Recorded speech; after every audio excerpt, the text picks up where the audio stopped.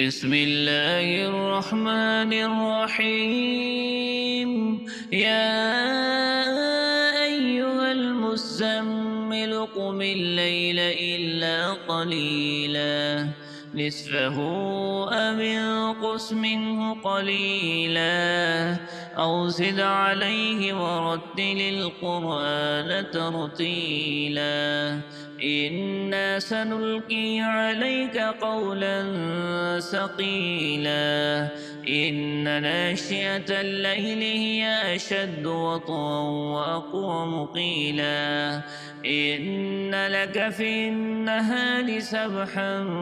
طويلا واذكر اسم ربك وتبتل إليه تبتيلا رب المشرق والمغرب لا إله إلا هو فاتخذه وكيلا واصبر على ما يقولون واهجرهم هجرا جميلا وذرني والمكذبين أولي النعمة ومهلهم قليلا إن لدينا أنكالا وجحيما وطعاما ذا غصة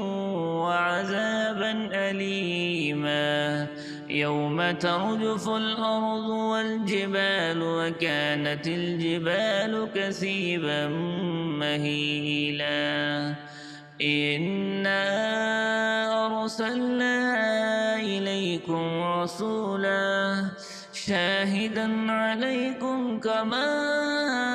أرسلنا إلى فرعون رسولا فعصى فرعون الرسول فأخذناه أخذا وبيلا فكيف تتقون إن كفرتم يوما يجعل الولدان شيبا السماء منفطر به كان وعده مفعولا إن هذه تذكرة فمن شاء اتخذ إلى ربه سبيلا إن ربك يعلم أنك تقوم أدنى من ثلثي الليل ونصفه وثلثه وطائفة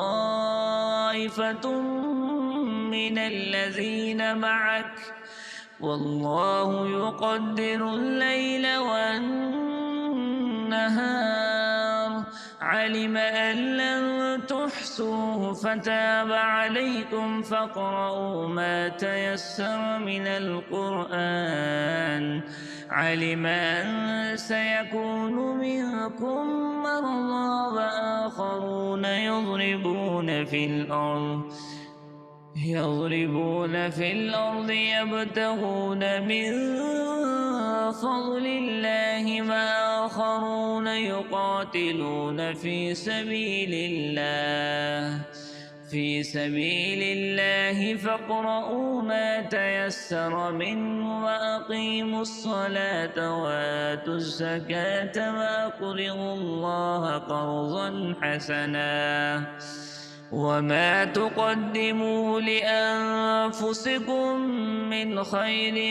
تجدوه عند الله هو خيرا وأعظم أجرا واستغفروا الله إن الله غفور رحيم.